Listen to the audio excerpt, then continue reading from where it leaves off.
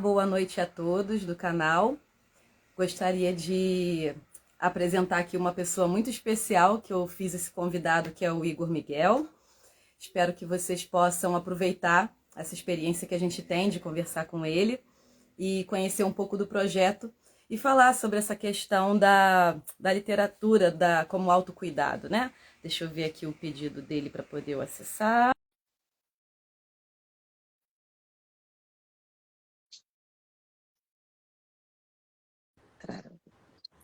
Olá, Igor. Olá, tudo bom? Tudo bom? Boa noite. Boa noite. Obrigada pelo convite, né? Obrigada a todos que vão assistir agora ou depois. Vou começar já trazendo o que fez com que nós nos uníssemos e nos conhecêssemos, né? Que é esse grande livro aqui chamado Eu Gosto, Poesias do Setembro Amarelo. E só para vocês terem uma ideia da grandiosidade desse livro, eu vou destacar uns trechinhos que foram escritos pelo Igor, para depois ele se apresentar e a gente desenvolver aqui na live. Eu gosto de torta de limão e café com leite vegetal. Gosto de andar descalço, de afundar minhas mãos em grãos, farinhas ou areia. Gosto da sensação de levantar debaixo da água e da luz do sol refletindo no meu cabelo longo e solto. Gosto de descobrir que eu ainda tenho tempo. Gosto de despertar após ficar submergido numa história. Gosto de olhar para trás quando vejo um filme no cinema para ver a luz do projetor e as partículas de pó voando. Gosto da luz rebatida de coisas simples e funcionais. Gosto de me sentir dono da minha sexualidade e de perceber que não estou cuidando do meu jeito. Gosto de desenhar projetos construtivistas e pensar cautelosamente por meses na decoração e reforma do apartamento que nunca vou morar. Gosto de saber que existo não pela minha existência, mas pelo olhar de outras pessoas. Gosto de fazer e ler essa lista, Igor Miguel. Agora sim, Igor, gostaria que você se apresentasse, porque esse foi o nosso canal, mas tem muita coisa que a gente tem a descobrir além dessa obra que você grandiosamente construiu. Obrigado, primeiramente, boa noite. Eu queria me apresentar, então começar me apresentando. Meu nome é Igor Miguel, sou formado em Cinema e Audiovisual e, em sequência, fiz um mestrado em Ciências da Linguagem. E esse processo de formação nessas áreas é muito importante para que eu me tornei. Assim, acho que faz total sentido, tem uma conexão muito grande com o livro, com as coisas que eu gosto de explorar. E o livro chegou nesse momento assim de ansiedade, de pandemia, que eu estava passando por uma fase difícil e eu queria tentar escrever uma lista de coisas que me fizessem bem para que eu pudesse em algum outro momento relembrar de coisas que me deixavam minimamente felizes. E no início foi muito difícil, assim, nesse processo de ansiedade, eu estava vindo de uma depressão, então foi muito difícil eu conseguir escrever essa lista de pequenas coisas. E no processo de compor essa lista, ela foi crescendo cada vez mais e no processo foi ficando cada vez mais fácil de tentar identificar pequenas coisas do dia a dia que eu gostava. E quando eu vi a lista já estava bem grande e ao mesmo tempo, quando eu lia para as pessoas me davam feedback que estava bem poético. Eu compartilhei com uma amiga, que foi a Camila, e a Camila gostou muito e ela decidiu fazer o próprio Eu Gosto dela. E foi engraçado e começou a criar uma corrente, então outros amigos também começaram a fazer e daí isso virou um livro.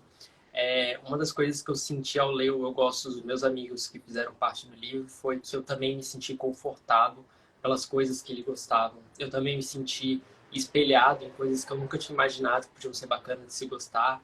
E eu comecei a identificar mais ainda no meu dia a dia pequenas coisas que eu gosto. E eu acho que é sobre isso, assim, é sobre a gente conseguir entender coisas banais, assim, tentar achar valor na banalidade do nosso dia a dia, né? Eu acho que é um ponto bem importante. E é isso. E aí você não sabia que, assim, você já sentiu a questão do efeito terapêutico e do autoconhecimento quando você se propôs a fazer isso, mesmo que você não tenha lido a respeito que o quão grande é parar para poder a gente ou ler ou escrever, principalmente nessa etapa da pandemia, que foi algo realmente que gerou uma energia assim global de, assim, a gente nem dá para acreditar que parece que a gente viveu numa realidade paralela, assim, que ele é um filme de terror mesmo, assustador.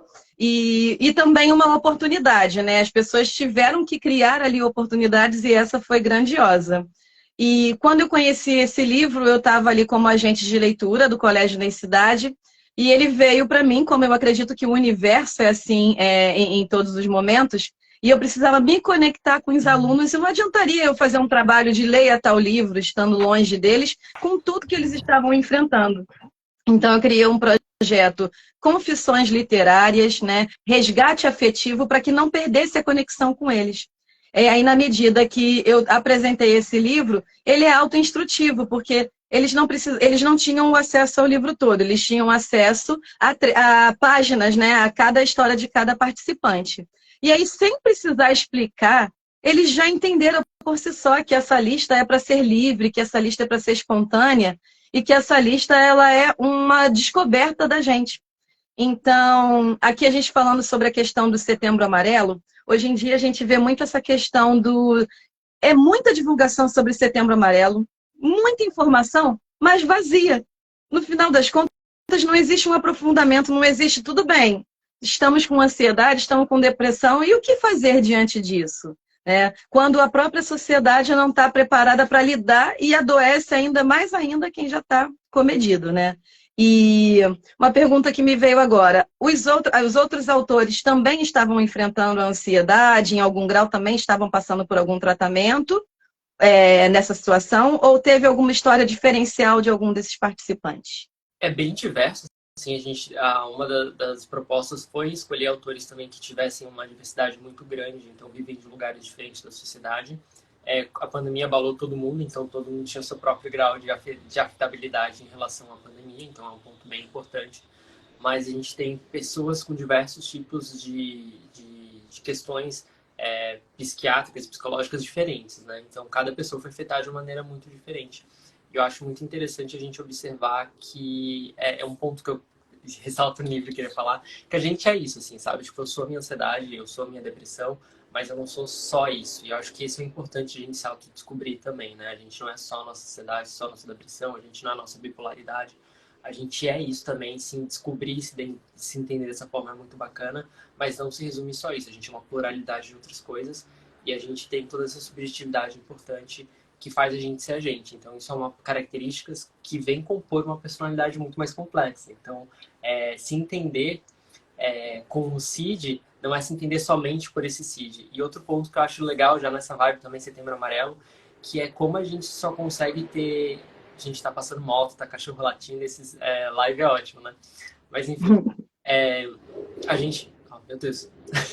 Mas dá de ouvir bem, né?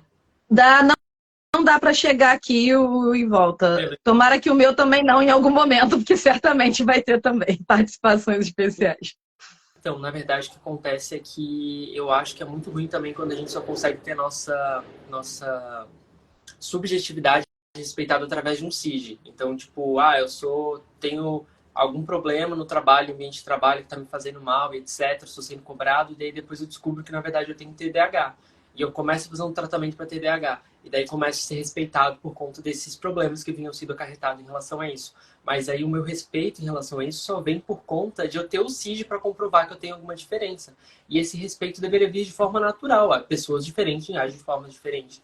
Então, lógico que entender qual a nossa questão é muito importante também para conseguir um tratamento, para a gente conseguir ser mais, sentir melhor. E eu acho que não é uma questão de ser funcional para a sociedade, ser mais produtivo para a sociedade, que para mim era uma questão muito, muito precisa em relação a vou começar a fazer um tratamento psiquiátrico, mas será que esse remédio que eu vou tomar faz parte... Até uma discussão que está muito em voga por conta do vídeo do Gregório Vivier, né? Que fala, tipo, a indústria farmacêutica quer tomar conta de todo mundo, mas o quão isso vai me fazer mal, o quão o meu corpo está necessitando, está fazendo uma realidade pior, mais triste por conta de um componente cerebral que a partir do momento que eu tomo aquela droga vai repor, vai recompor, né?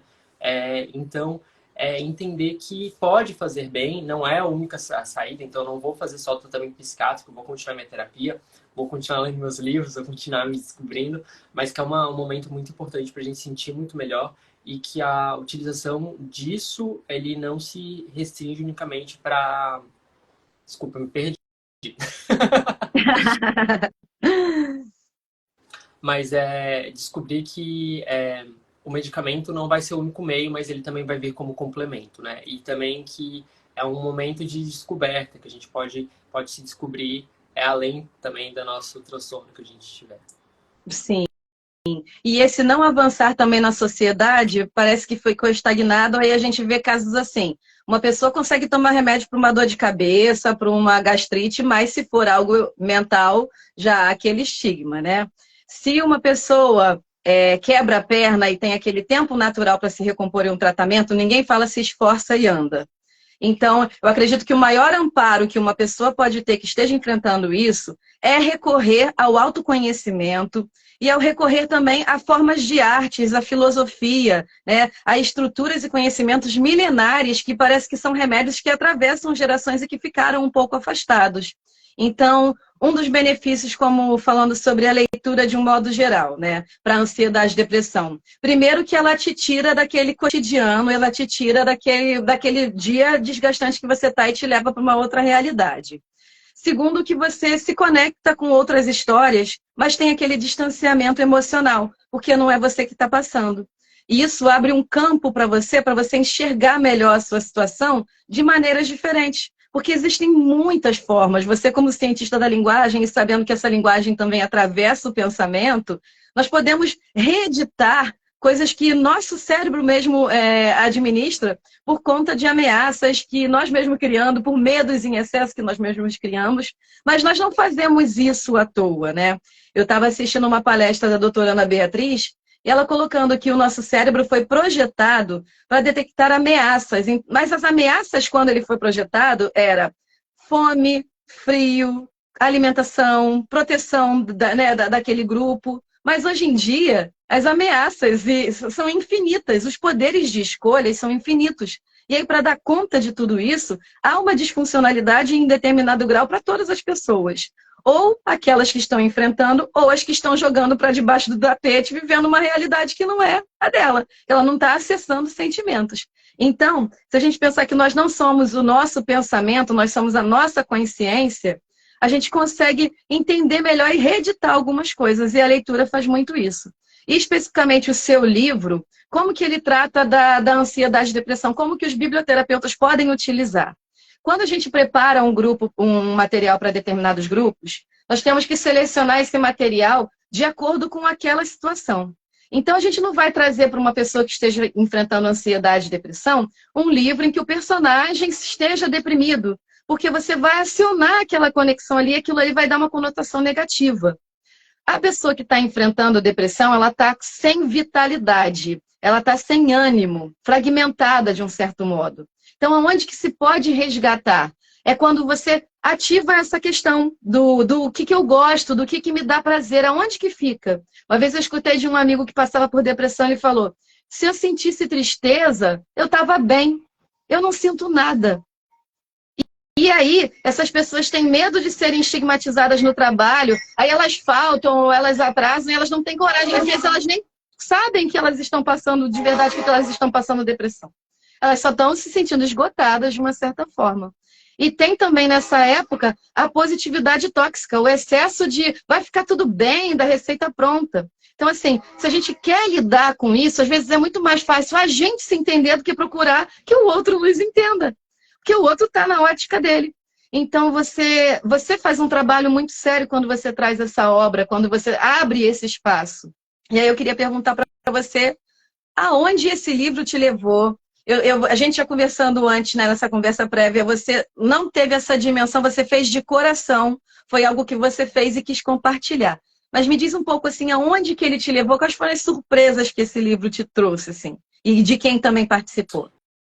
Então, eu acho que a ideia do livro ele foi composto para ser uma coisa para a gente botar para o mundo, mas ao mesmo tempo intimista, né? Uma coisa para a gente, para ser do mundo. E a gente, no primeiro momento, colocou na Amazon e naquele outro site que eu acho que é Kobo, enfim, para aquele outro leitor digital. Mas na Amazon foi que eu acho que mais pessoas utilizam, então fez mais barulho, digamos assim. Eu consegui inicialmente deixar o livro gratuito na Amazon. Tem toda uma burocracia para conseguir isso e eles não permitem por muito tempo. Se fosse assim, tivesse no meu poder, eu deixaria gratuito para sempre, porque a ideia é essa, não é prever lucros. Mas o que aconteceu? Muita gente começou a baixar e ficou no ranking dos mais baixados, não só durante setembro, mas pelos meses que sucederam. E foi uma felicidade, assim, uma surpresa muito grande, porque não era esperado que tivesse atingisse tantas pessoas lessem, se identificassem, gostassem, e sentir que está fazendo bem, assim, não só tão bem quanto fez para mim, tão bem quanto foi bom escrever, tão bom quando foi ler o texto dos meus amigos, mas está fazendo bem para outras pessoas. Eu deixei meu e-mail lá no final do livro, então teve pessoas que leram e escreveram o próprio Eu Gosto e compartilharam comigo, então tem contato muito gostoso com as pessoas que leram. Eu gosto muito de ler também as pessoas que deixam suas opiniões nos sites e tal, que tá para baixar, então a sensação é muito legal, essa magnitude que tomou. Eu não tenho questão numérica, eu posso até apurar para você agora, não tenho uma questão numérica para saber quantos foram baixados, quantos foram vendidos, eu tenho isso, posso ver mais tarde, porque para mim não é tão importante a questão numérica, é mais o quão atinge essas pessoas que de fato leram, né? O quão isso não é a quantidade, mas a qualidade das pessoas que estão chegando nesse material. E uma coisa muito legal é que, de uma forma ou de outra, chegou nos jornalistas locais aqui, que fazem o Jornal do Almoço, que é o grupo da Rede Globo local, né? E eles comentaram durante a pandemia sobre o livro, então ganhou um espacinho no jornal, que foi bem bacana. Eles comentaram, deram suas opiniões sobre a importância de olhar com uma visão um pouco mais otimista em relação a isso, né? E é engraçado porque a sensação que eu tenho é que o livro é tipo uma entradinha na água assim do autoconhecimento, né? Então, a partir do momento que você chega nele, você tem a possibilidade de ir mais longe e ir até onde você consegue, você se permite chegar, né? Mas ao mesmo tempo ele não fica nessa questão tão rasa do Setembro Amarelo, que é simplesmente essa frase, não se suicide, ou converse com seu amigo, e muitas vezes não dá, gente. Às vezes a gente não consegue conversar com o nosso amigo porque o nosso amigo não tem a estrutura necessária para conseguir lidar com certas questões. Muitas vezes as coisas são muito mais complexas do que isso, a gente tem que procurar um profissional. É uma coisa que eu defendo muito, então vamos falar de Setembro Amarelo, mas vamos falar com profundidade, com uma questão mais importante de entendimento, né? O entendimento mental do que está acontecendo com a gente no momento, que muitas vezes nossos familiares não conseguem ajudar. Uma coisa que eu queria trazer é que a gente muitas vezes ouve isso. Peraí, gente, vou ter que atender o interfone, só um minutinho. Você lê pra gente um texto, Carol? Oi? Você Certo. lê pra gente um texto? Sim. Eu vou comentar aqui, ele já vai retornar. Eu vou comentar aqui a questão dos efeitos da leitura e da escrita, né? A gente está vendo aí que o Igor, ele teve iniciativa, ele não precisou buscar uma editora. Tem muitas pessoas que acham que o acesso à literatura é um acesso elitizado. Eu não sou capaz. Ele editou o livro, a Amazon tem essa permissão de você conseguir gratuitamente editar um livro, fazer tanto físico quanto o e-book. E tem muita gente boa escrevendo. E esse processo de leitura e escrita, ele é terapêutico. Então, assim, às vezes a gente pensa que é uma solução muito difícil a gente conseguir lidar com essas enfermidades, lidar com essa aceleração, mas às vezes a situação está nas nossas mãos. Quando a gente faz um processo de leitura e escrita sobre sentimentos, a gente passa por processos como catarse, que é você expurgar um sentimento. Então, se você está ali lidando com uma raiva, lidando com uma frustração, e você se senta para poder você escrever como você está se sentindo, você está organizando, você está tirando do campo do inconsciente, porque muitas vezes a gente não sabe por que a gente está com raiva, muitas vezes a gente não sabe por que está esgotado, porque está no nosso campo do nosso inconsciente. Então, quando a gente se propõe a sentar e escrever como se fosse um diário, ou colocar como ele fez uma listagem que acabou se tornando poética e nasceu de frutos do pensamento dele, fruto de sensações que ele tinha e que ele teve que acessar. Não era uma coisa que estava no campo do palpável. E assim, é uma possibilidade de você redescobrir aquilo que de algum modo afastou do seu consciente de que era um prazer para você. Então, assim, as pessoas que estão assistindo ou que vão assistir depois, que sentem essa vontade, que às vezes têm rascunhos em determinadas épocas, isso é importante da gente colocar para frente, porque a gente compartilhando sentimentos e emoções, a gente não quer viver um mundo em que seja um festival de exibições de fotos, de praias, de restaurantes, que não agregam em nada. Não sou contra, a rede social de cada um faz o que quiser, eu também faço o que quiser. Mas eu penso assim, a gente não está mais trazendo histórias, a gente já não está mais trazendo sentimentos. E aí fica uma vida fake, fica uma vida vazia, porque a gente está conectada a muitas pessoas, mas desconectadas emocionalmente. Então, se eu escuto, vamos ver assim, as pessoas que estão assistindo, se eu sento com a Lúcia, mesmo que virtualmente, e começo a falar o que que você gosta. Estava comentando aqui, né, que a gente se desconecta de alguma forma, mesmo tendo assim milhões de pessoas, porque a rede social acabou ficando um festival de só de fotos de eventos em que a pessoa participa e exibições de que as pessoas participam. Eu estava comentando que a gente não é, eu não sou contra, não tenho nenhuma polidez de falar, nossa, não deve postar isso ou deve postar aquilo. Mas eu acredito que um excesso de informações só de exibição fica vazio de um certo modo e a gente não se conecta. Eu tenho pessoas queridíssimas que eu não falo porque eu estou achando que eu estou sabendo da vida dela, porque uma foto de um restaurante vai dar a impressão de que eu sei que é aquela pessoa naquele dia.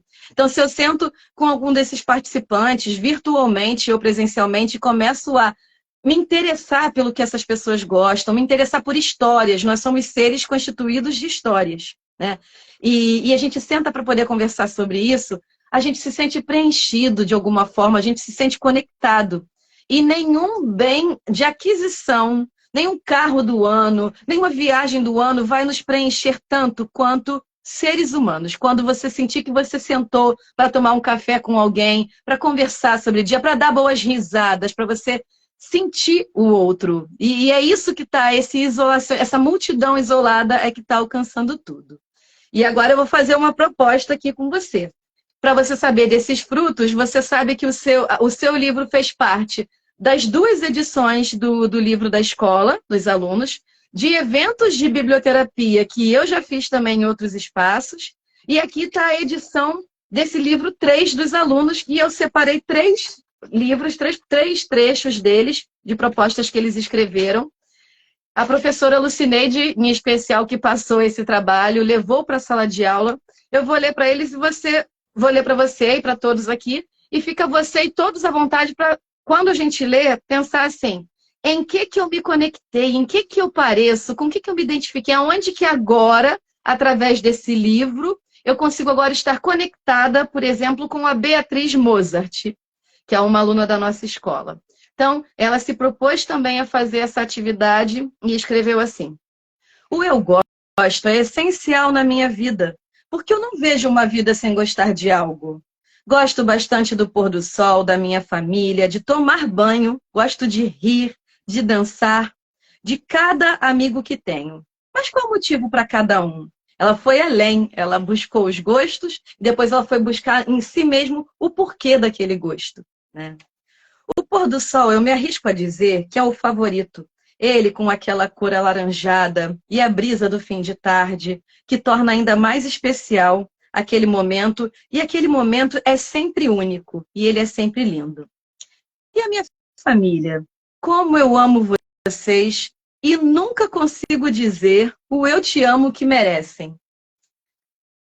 Amo o jeito que é a minha mãe e o seu humor, suas doideiras. Eu te amo, pai. É alguém que eu não consegue estar o dia inteiro comigo, porém, no momento em que está, pensem num homem brincalhão e compreensivo. Eu amo você.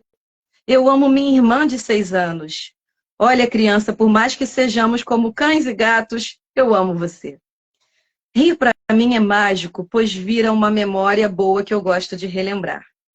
Dançar principalmente com a minha prima. As risadas, as memórias vão ser sempre inesquecíveis. Meus amigos, diga-me lá com quem tu andas, eu te direi quem és, se encaixa muito bem na minha vida. Eu gosto de cada um, da sua maneira, das suas particularidades e do jeito que eles topam fazer tantas loucuras nos nossos tempos vagos. Como você se conectou agora com a Ana Beatriz? Com a Beatriz, perdão, Beatriz Moza. Eu adorei o texto dela, é muito legal ouvir sempre que alguém faz o próprio eu gosto, acho que é muito mágico. Um dos pontos que mais me chamou a atenção foi logo no início, que ela fala que eu não imagino uma vida sem gostar de algo, né? E é muito louco porque eu acho que isso acontece com todo mundo.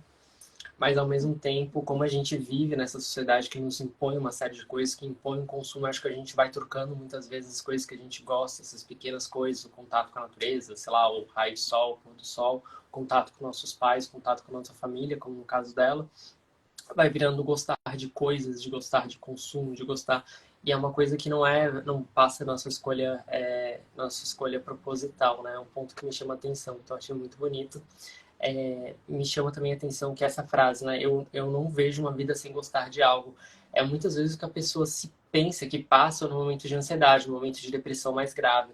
Porque, no meu caso, como você falou, parecido com o seu amigo, que eu não conseguia mais gostar das coisas, mas eu também não conseguia ficar triste, sabe? Uma coisa muito ruim aconteceu nessa época, eu não estava me vendo triste, sabe? E daí eu fui procurar acolhimento, não sei se essa palavra seria mais adequada, mais suporte da minha família, e eu não tive, sabe? E não são pessoas que assim, você vai falar assim, ah, mas como tua família não deu esse suporte nesse momento?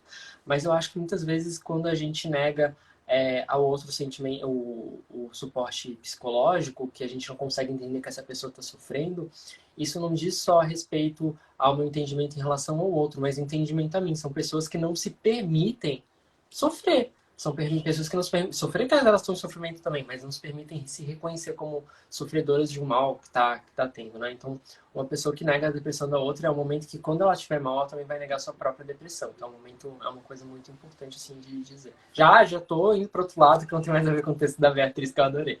Mas, eu queria dizer que e é isso, assim, tipo, me parece, o texto dela eu senti muito mais pra cima do que, por exemplo, o meu, assim, é uma coisa que abre muito pra essa questão dos relacionamentos que ela tem com os amigos, com a família, que eu achei muito, muito bonito, assim, reconhecer isso é muito bacana, assim, e cria uma estrutura, um momento de suporte, assim, então, todo mundo vai passar por altos e baixos na vida, e a forma com que ela me trouxe, me parece que ela vai ter suporte, então eu fico muito feliz por ela, assim, fico muito contente em relação a isso. E é bom, né? É bom a gente se reconhecer nesse sentido. Vamos, próximo? Sim. Vamos. E a biblioterapia é isso, é ler e conversar com as pessoas. Como você se sentiu ao ler essa história? Com o que você se identificou? Porque nessa leitura entre o texto e a versão que chegou até a mim, surge algo e vai saindo espontaneamente e a gente vai indo. Sabe, você conversando comigo aqui, eu já pensei assim, ela não pode não ter se dado conta, mas ela não colocou nada de consumo. Ela compreendeu a essência do que eu gosto está nas conexões que a gente faz com as pessoas e com a natureza que nós fazemos parte dela. Agora eu me dei conta. Foi uma coisa que me chamou a atenção também, mas uma coisa que me chamou a atenção muito no livro, eu gosto, assim, é que tem uns 3 ou 4 autores que em algum momento falam que gostam de tomar Coca-Cola, assim. E tem essa questão do consumo, mas eu acho que também tem uma questão massiva de uma propaganda que foi tão exibida pra gente, assim, que desperta o inconsciente sobre aquele e fala, meu Deus, eu gosto disso, eu preciso disso.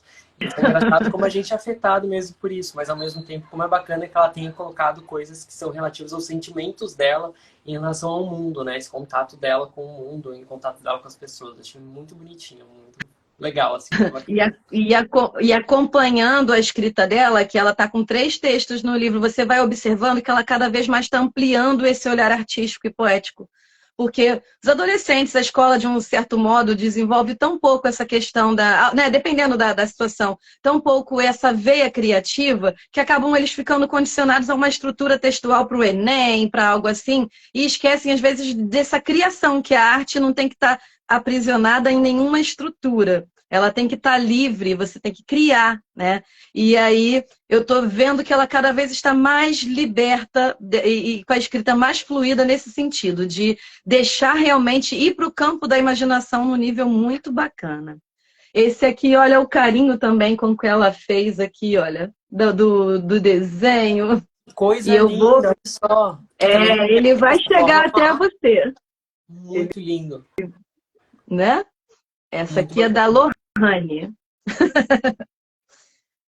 Ela já coloca assim, olha, eu gosto de coisas simples. Eu gosto de pequenas diversões. Gosto da adrenalina de ficar a mais de 50 metros acima do chão. Ou ficar girando de cabeça para baixo enquanto vendo o mundo todo distorcido. Gosto de ler e viajar para 1000 realidades diferentes da minha. Viver coisas que eu nunca vou viver nessa vida. Eu gosto de dias nublados, do mesmo jeito que eu também gosto de cachoeiras em dias de sol. Pode ser coisas totalmente opostas, mas eu fico feliz em assistir filmes enquanto a chuva cai lá fora. Mas também fico feliz com o sol de 30 graus a caminho da praia.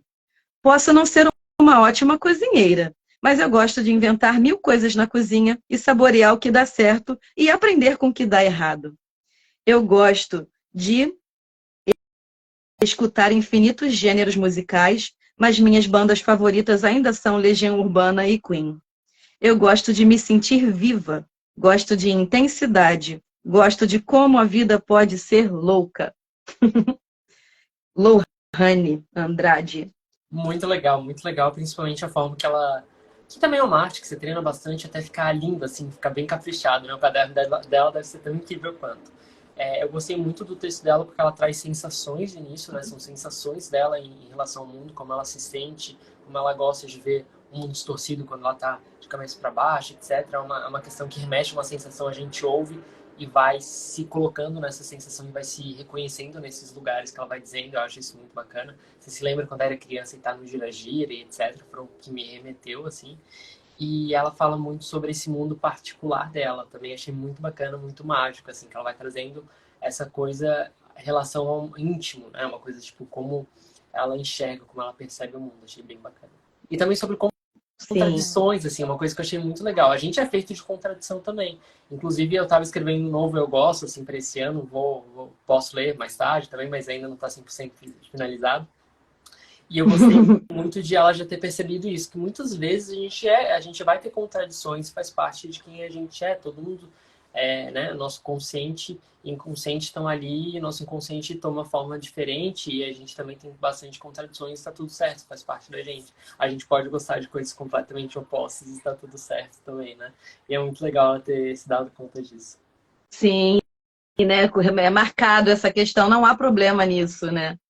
E a gente falando também sobre essa questão da leitura, como autodesenvolvimento, autocuidado, você imagina levar o seu livro para um ambiente corporativo, que a biblioterapia também atende a todos os espaços, e aí você reúne um grupo que trabalha junto com diversidade de personalidades, temperamentos, e aí, ao invés de você fazer algo técnico, se você sentar e perguntar para cada um deles para escrever algo e compartilhar o que eu gosto, o quanto que ia fluir essa equipe, o quanto pode levar essas propostas para uma equipe escolar, para uma equipe de saúde, e o quanto as pessoas trabalham melhor quando elas sentem a essência do outro, quando elas se conectam com o outro.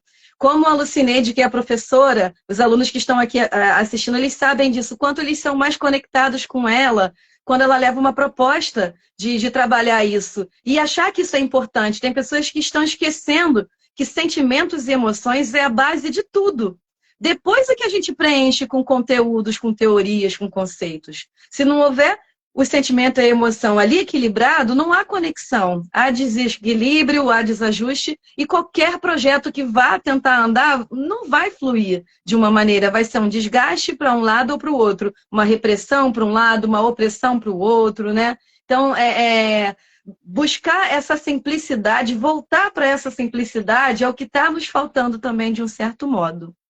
Só para tirar uma dúvida, quanto tempo tem? Porque eu não tenho relógio nenhum aqui perto para poder saber.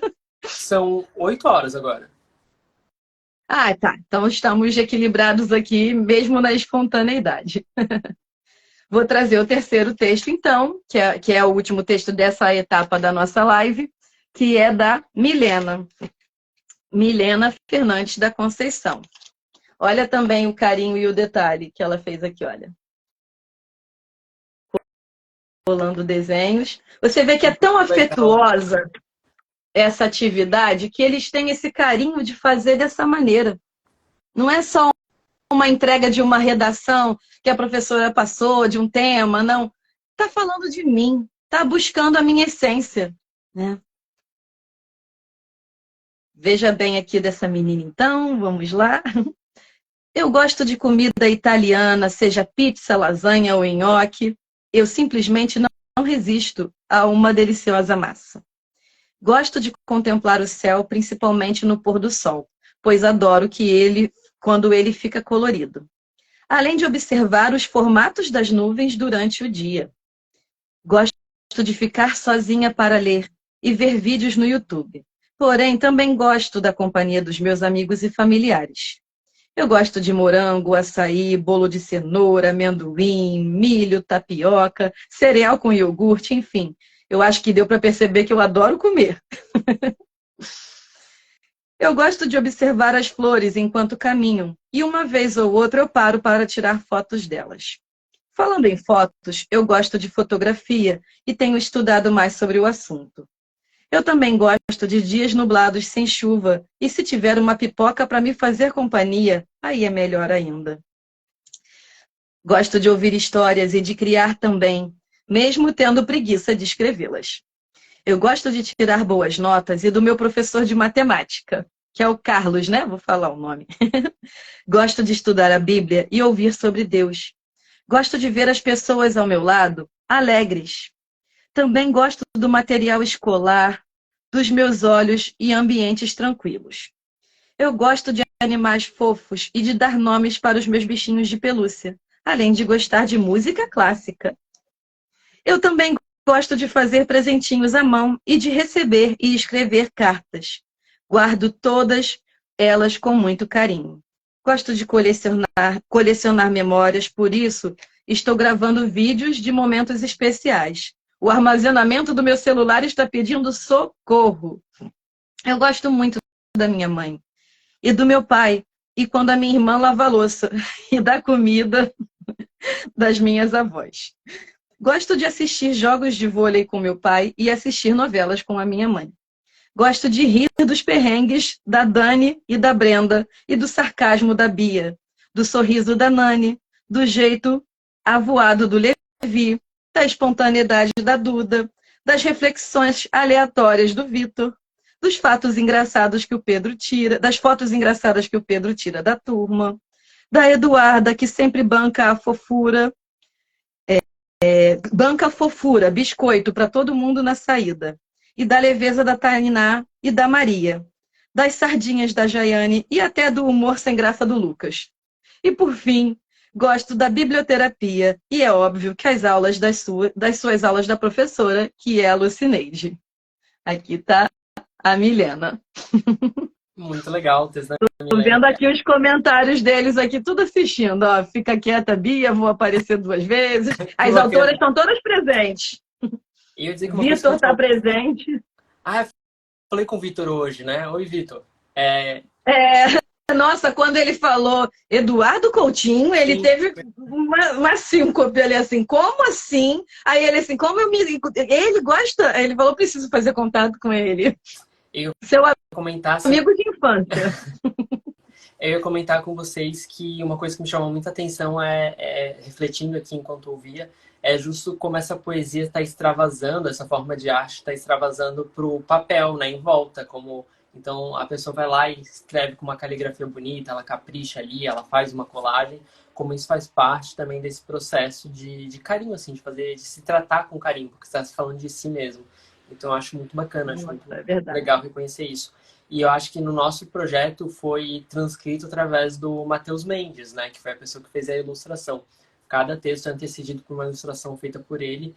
E eu acho assim que para trazer esse paralelo, né? Esse carinho que o aluno ali tratou com o papel, com a ilustração que fez o Matheus Mendes como forma não de adornar, mas de complementar essa poesia, esse texto que vira de forma tão poética, né?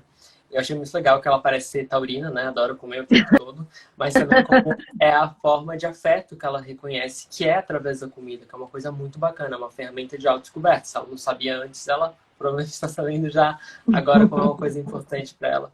E como ela também puxa e traz os colegas para coisas que ela gosta, assim, então ela gosta de conviver com os colegas, por mais que não seja uma coisa que está escrita, uma coisa que está muito clara ali, de forma não dita, né?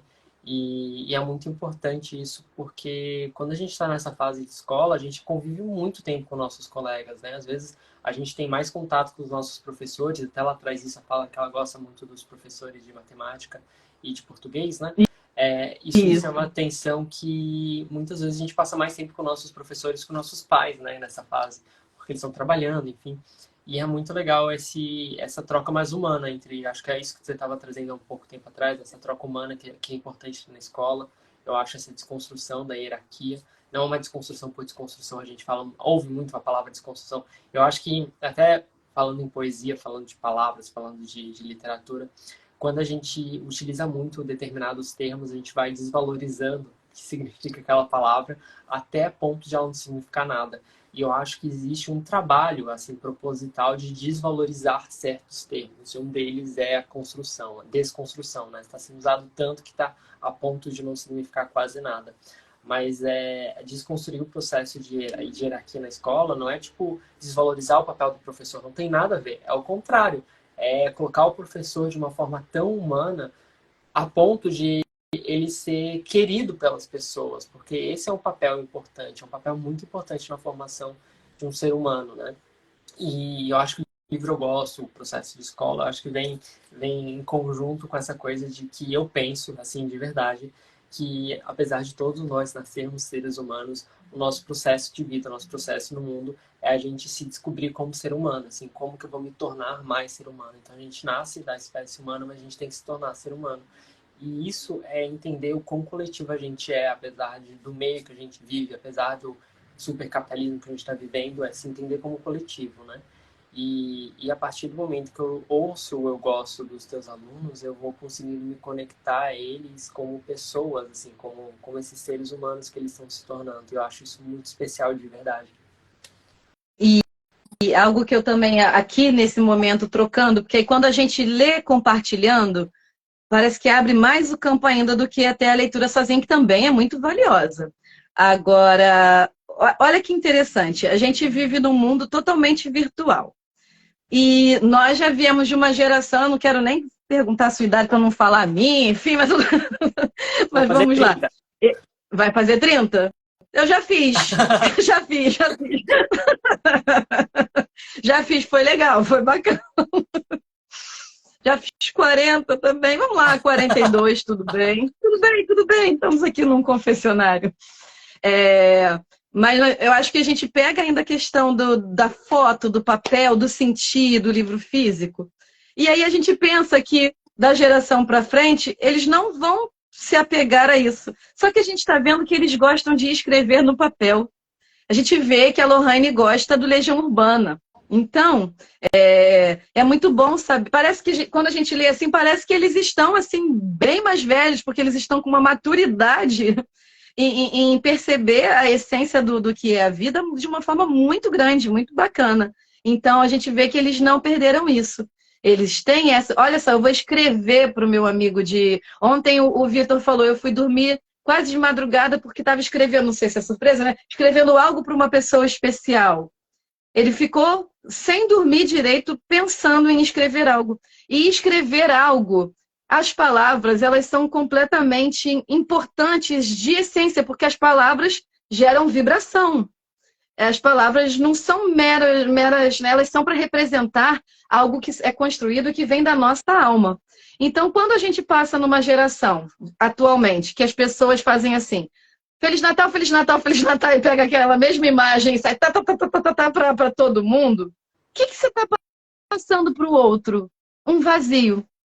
Como é que a pessoa... assim, eu de verdade, é uma percepção minha, não sei se sou só eu, mas como que a gente pode sentir, num certo modo, lembrado de verdade quando a gente só traz isso?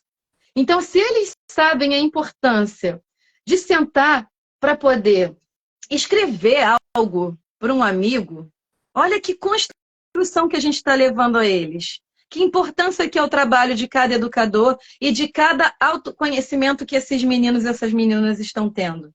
Isso é preencher de vida. É você sentir o outro, é você escrever para o outro, né? Eu tive uma época que eu encomendei 1000 cartões de Natal de postais e dava para as pessoas, inclusive para essa escola, para que um escrevesse para o outro. Falei, adianta eu só estar incomodada que todo mundo está mandando mensagem no automático, ficar reclamando, saudosista, oh meu Deus, que bom, aqui falta faz. Por que a gente não reinventa agora? Por que a gente não pode ter uma ideia de ir visitar um hospital e escrever cartas para uma pessoa? Fique bem, quando teve a tragédia em Petrópolis, eu incentivei a eles a fazer livretos e escrever e mandar para uma outra escola. Não importa aquela pessoa que vai receber, uma alma humana tocando a outra alma humana.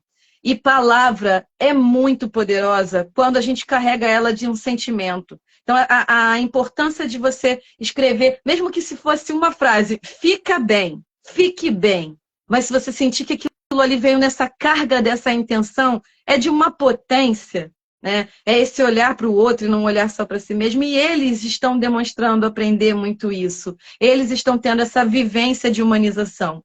Mesmo que vários da escola, de um modo geral, estejam com bloqueios de participar da biblioterapia presencial, assim, do grupo, né? Às vezes eles estão tão machucados, a ansiedade, que é o medo de tudo, tomou tanto conta que essa barreira, eles estão, de certo modo, esse ano eu senti essa resistência. Mas quando um professor que tem esse vínculo carinhoso com eles, confia na potência do texto, né, da literatura como autocuidado, e leva isso para a sala de aula, é esse retorno que você está vendo aqui. Porque isso aqui que eu trouxe é uma amostra grátis do trabalho que está sendo assim desenvolvido. Eu devo estar com umas 120 trabalhos de diferentes textos em que eles estão de verdade trazendo um pouco de si e deixando um pouco. E eles se admiram. Uma vez o Vitor fez assim: caramba, olha o que o Michel escreveu aqui ano passado sobre Eu Não Sou Só um Número, da Clarice Lispector. Então, eles se reconhecem leitores, né? Chega no final do ano, a gente faz o lançamento, e isso sem iniciativa de nenhum poder público. Isso são pessoas que acreditam, é uma escola que acreditou no meu trabalho, que passou a ser de todos. É como você. Você plantou uma semente e se cresceu uma floresta.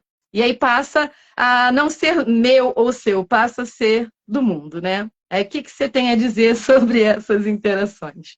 Então, eu ia comentar primeiro que eu acho que o processo de escrita nesse sentido é se expor, e quando a gente se expõe, a gente se torna vulnerável. E é muito legal que tem, então, um grupo de apoio, então que as pessoas consigam ser gentis umas com as outras. Eu acho que é essencial ter esse momento, né, de gentileza, de um escutar de fato o que o outro está escrevendo, o que o outro tem a dizer. E exatamente por isso que eu acredito nesse novo formato de escola, que não é esse tradicional que a gente já conhece, né? Que a gente precisa desse tempo de escuta. E falando nesse tempo de escuta, eu já quero fazer um link com a ideia de ausência de tempo, né? Por mais que a gente viveu a pandemia, eu acho que é uma sensação muito grande da modernidade, desse momento que a gente vive, nesse momento mais caótico. Sociedade disciplinar, sociedade disciplinar que a gente vive. Não, agora é sociedade de controle. Sociedade de controle que a De gente vive, essa coisa. poder, né? É, Sujeito de poder, de desempenho. exatamente. Então, eu acho que essa ausência de tempo, eu já vejo esse movimento para gerações mais jovens de retomada de tecnologias antigas, né, arcaicas, já que a gente já superou, em função do tempo que elas tinham para fazer aquela coisa. Então, por exemplo, quando eu pego o meu leitor digital, lá o Kindle, eu poderia estar no iPad, mas a grande questão é que o Kindle, ele é o tempo da leitura, né? Eu não vou ter o meu Facebook ali, ninguém usa Facebook hoje em dia, mas não vou ter, sei lá, o TikTok ali, né? Mas outra questão da escrita, né? Então, vamos, em vez de mandar uma mensagem no WhatsApp, eu vou ter o tempo de escrever uma carta. O tempo de escrever à mão é um tempo completamente diferente de escrever ali no computador, né? O tempo de eu colocar no chat GPT para gerar um texto mais bonitinho é completamente diferente de eu pensar e elaborar esse texto para que ele chegue na pessoa que eu quero, para acolher a pessoa que eu quero. O tempo de eu fotografar no meu celular e colocar no meu Instagram o meu jantar bonito, ele é completamente diferente do tempo da fotografia analógica, né? Em que eu tenho um recurso extremamente limitado, tenho, sei lá, 12, 16 poses, e eu tenho que economizar muito aquela foto, porque senão eu não posso tirar 12 fotos em sequência, senão acabou o rolo. Eu tenho que esperar revelar, ou eu tenho que revelar. Então, e eu ia comentar com vocês que é um processo muito mágico. Acho que o Vitor gosta de cinema, né? É um processo muito mágico. Na minha faculdade, eu fui a última turma a pegar o processo de filme analógico, de ter de cursos de fotografia analógica e gravação de filme em película. E é um processo muito mágico, um processo mais desafiador, porque eu não estou vendo o que eu estou fazendo. E tem essa questão de, eu não sei, acho que mais artístico, mais poético, esse tempo e a possibilidade de errar, a possibilidade de refazer, sabe? Essa coisa que eu acho muito gostosa, que eu vejo uma ausência, né? Tipo, eu tô cada vez com menos tempo de errar. E voltando fazendo esse link sobre errar e sobre os textos que eu li, eu ia comentar sobre a gente não tem obrigação de ser bom em algo que a gente acabou de fazer, acabou de começar a fazer. E eu acho que isso é muito legal também. Então, eu escrevi um poema ou escrevi o meu Eu Gosto e eu não acho que tenha ficado 100% bom. Tudo bem também, a gente acabou de começar, a gente está recém se refletindo, tá tudo certo. E mais do que isso, a gente é cobrado, acho que tem essa cobrança muito grande, principalmente nessa fase de escola, de terminar o terceirão, ir para a faculdade, descobrir a respeito do mundo, que a gente tem a obrigação de ser bom em tudo. Tem que ser bom no esporte, tem que ser bom em matemática, tem que ser bom em português. Mas uma coisa muito louca que é um processo de autodescoberta minha, então estou dando esse spoiler sobre a vida, mas eu acho que não é só ouvir, é viver isso que eu vou dizer, mas que a gente não tem uma obrigação de ser bom em tudo que a gente faz, muito pelo contrário, a gente também pode ser ruim, e principalmente a gente pode ser ruim numa coisa que a gente faz por lazer. Eu adoro fazer aquarela, assim, adoro pintar aquarela, e eu sou horrível nisso, gente, mas me dá um prazer fazer minhas aquarelas feias, que tá tudo certo também. Ou, por exemplo, eu gosto muito de cozinhar, sou vegano, faço meu sushi vegano, de vez em quando eu até posto meus sushis, eles são horríveis, eles são muito feios, e tá tudo bem, sabe, gente? É sobre isso, é sobre a gente entender as nossas limitações e ao mesmo tempo gostar. A gente pode gostar dessas nossas, sabe? Tipo, eu adoro meu sushi feio, ele fica delicioso da mesma forma, eu adoro os meus desenhos feios, tá tudo certo. E não é uma coisa assim que eu tenho intuito de melhorar, eu faço com essa ideia de me sentir bem fazendo, né? A gente tem que ser bom às vezes só, e já é muito difícil mesmo ser bom já na nossa profissão, né? Que é uma coisa que de fato a gente precisa para ganhar vida. Mas de restante a gente não tem obrigação nenhuma de ser bom e tá tudo certo também.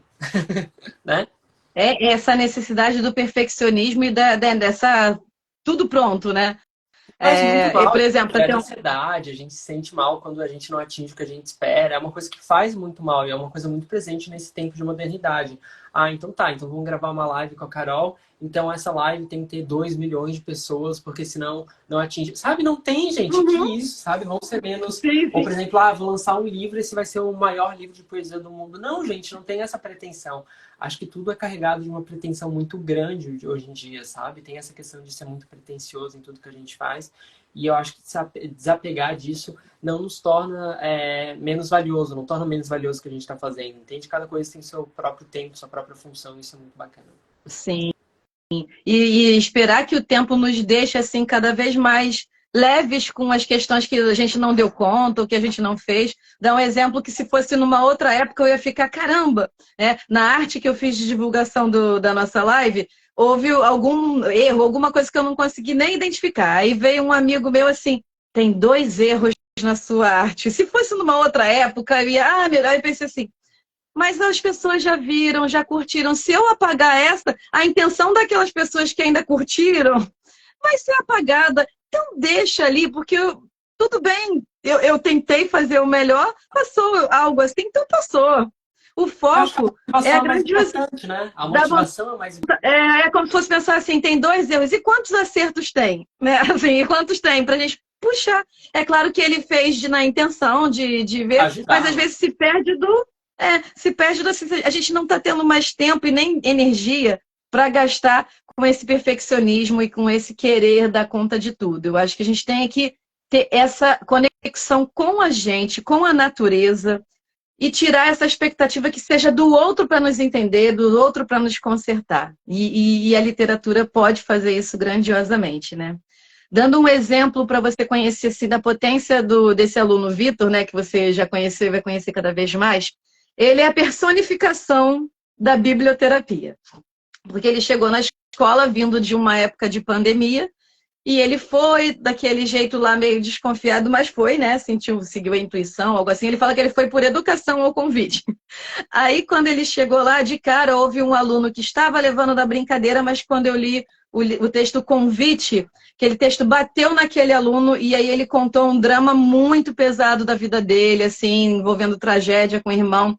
E o Vitor ficou, assim, espantadíssimo. Eu lembro do olhar dele, assim, naquele dia. E ele tinha curso, e o menino continuava a falar, e ele falou assim, não vou mais para o curso.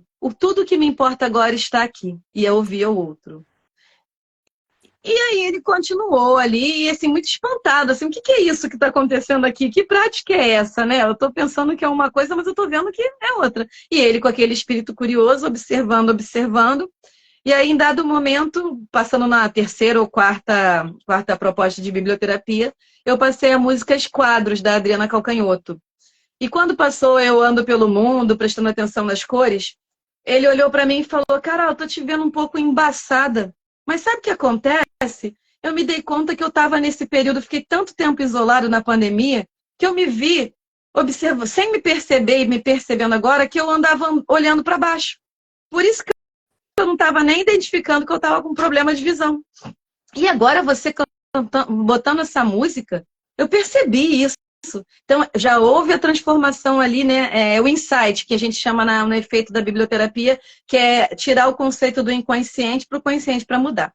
E aí ele continuou naquela transformação, e saber que aquele menino que estava por um tempo olhando para baixo, ele falou, agora eu só quero saber de escutar todo mundo. É maravilhoso escutar as pessoas, observar as pessoas.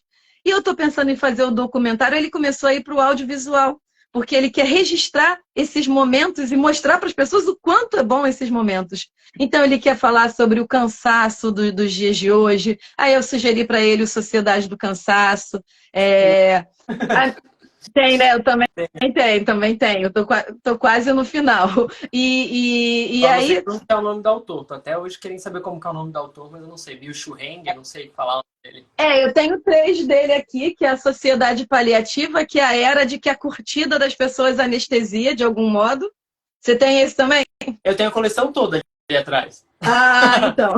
Eu gosto muito. Eu nem abri para não ficar lendo um pouco de cada. Porque...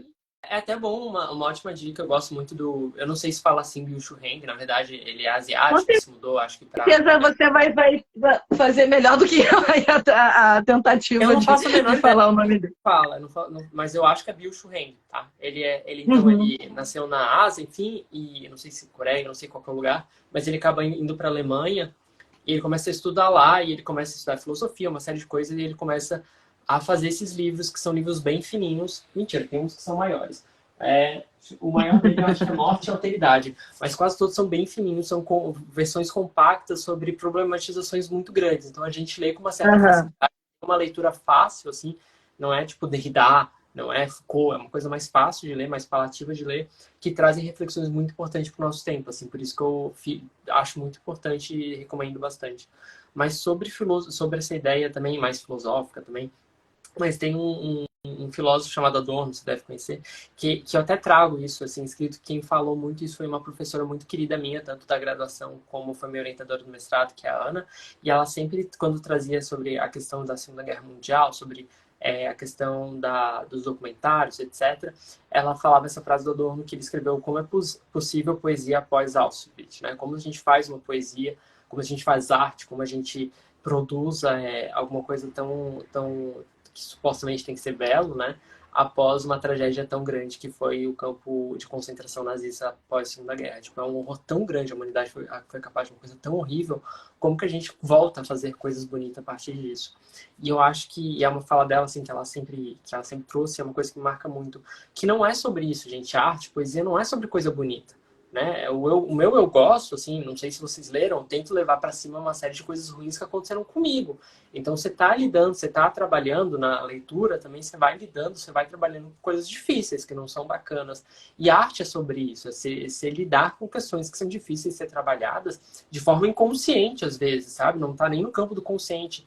Então por que eu estou escrevendo isso, sabe? Não sei. Vamos trabalhar na psicoterapia, né? Ou porque esse Sim. tema é interessante para mim, sabe? Um dos meus novos roteiros, por exemplo, eu estou escrevendo uma ficção, já está feita, assim, espero muito conseguir um edital para fazer esse filme, que é sobre, eu tenho que trabalhar com uma dualidade, escrevi durante a pandemia, e a ideia é tentar trabalhar com dualidade, o que o brasileiro mais gosta e o que o brasileiro menos... Tô fugindo do tema, desculpa, Carol. Não, o tema é esse, é esse.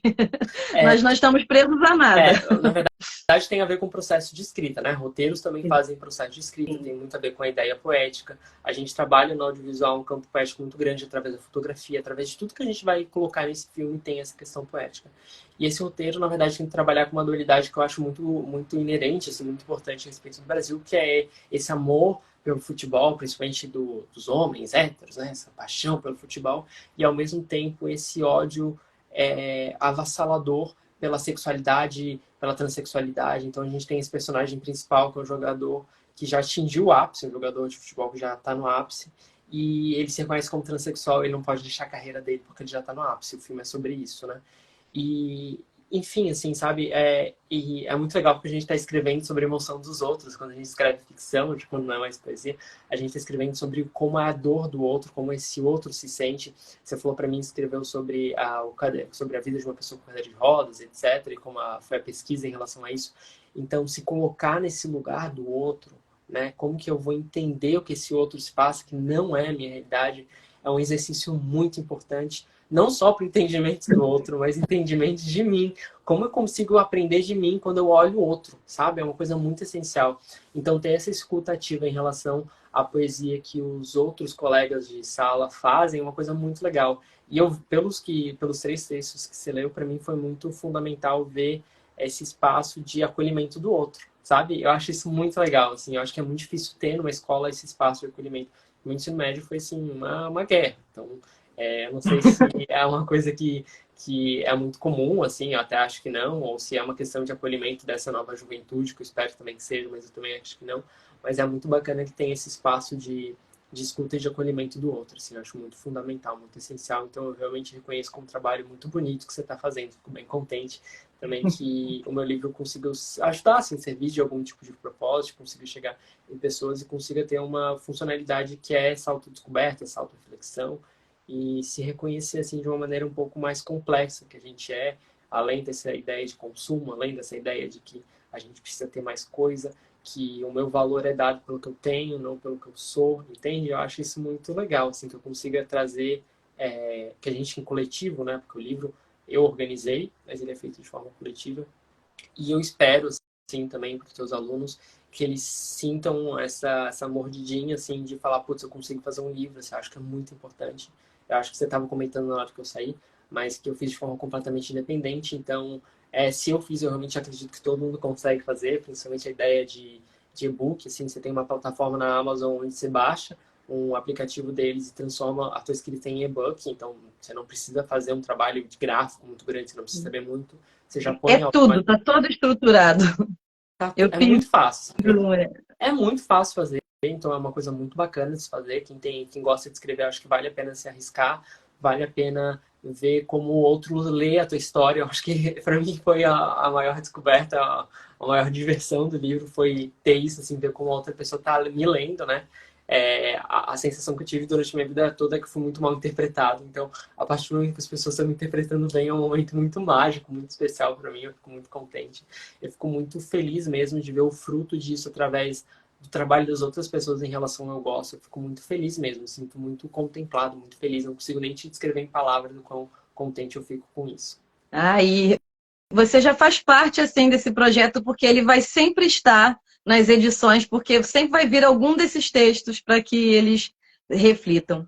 Ó, a E Thay assim, que acabou de entrar, a Tainá, Tainá Coimbra, acabou de entrar. Ela faz parte do livro Eu Gosto, ela tem seu texto lá. Oi, Thay, diga oi olha pra que gente. legal. Obrigada pela sua participação nesse projeto que deu tantos frutos, que faz parte aqui do que a gente estava conversando na live, né? Vai ficar gravadinha depois para você saber depois o que você também faz parte, né? O que todos vocês que estão abraçaram essa ideia com um propósito muito maior, né? Com uma vibração muito maior, o quanto que vocês apoiaram pessoas e se conectaram com pessoas e mostraram o quão é importante conexão, né?